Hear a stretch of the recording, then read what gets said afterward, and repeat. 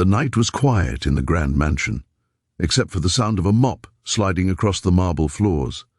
Lina, the maid, worked long after everyone else had gone to bed. Her hands were red from cleaning, her body exhausted, but she never complained.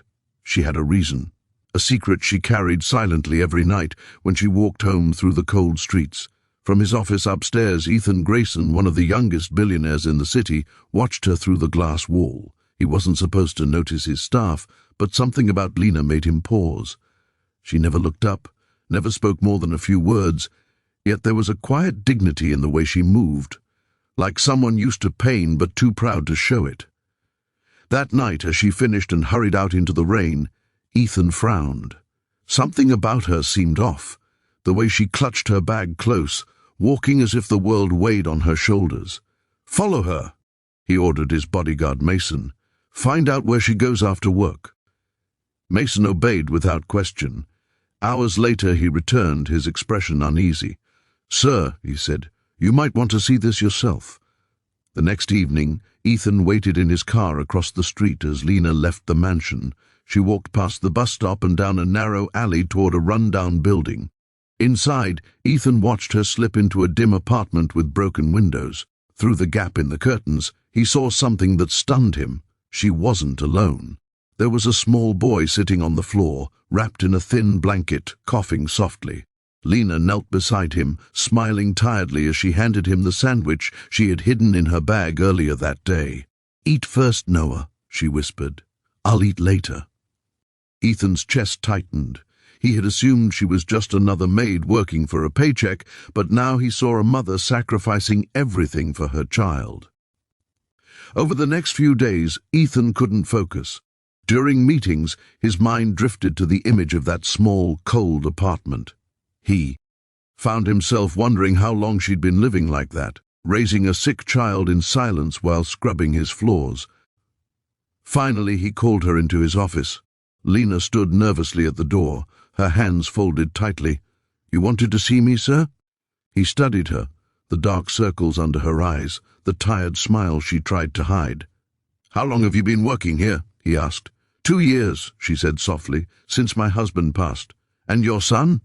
Her face went pale. "You know about him?" Ethan nodded slowly. "I saw you that night. You should have told me." Tears filled her eyes, but she quickly wiped them away. "I didn't want sympathy, sir. I just need the job." He could have dismissed her for lying, but instead, something in him broke. For years, Ethan had lived in a world of numbers and profit margins, surrounded by people who smiled only when he paid them. Yet here was someone who worked harder than anyone, not for greed, but for love. He quietly instructed Mason to deliver medicine, food, and heating supplies to Lina's apartment, anonymously. But when she found the items at her door the next evening, she froze, clutching the box. "We can't accept this," she whispered to her son. "Kindness like this. It must have a price." But there was no note, no name, only warmth. Weeks passed. Lina's son began to recover, and for the first time laughter returned to their home. Ethan continued to watch from a distance, torn between admiration and guilt. How had he, a man with everything, never understood the struggles of those beneath him?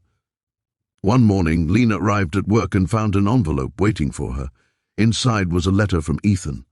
"Lina, I know what it means to lose someone. I know what it means to hide pain behind silence. You've reminded me what strength truly looks like.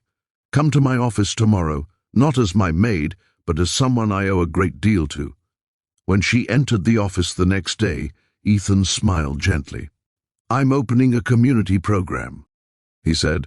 "Housing, education, medical aid for single parents who need a chance. I want you to help manage it. You know their pain better than anyone." Lina's eyes widened. "Me? But I'm just a maid." He shook his head. "No, you're not. You're the reason I started this. You changed how I see people, Lina." She tried to speak, but her voice broke. For the first time in years, she felt seen, not as a servant, not as a poor widow, but as someone who mattered. Months later, the program flourished.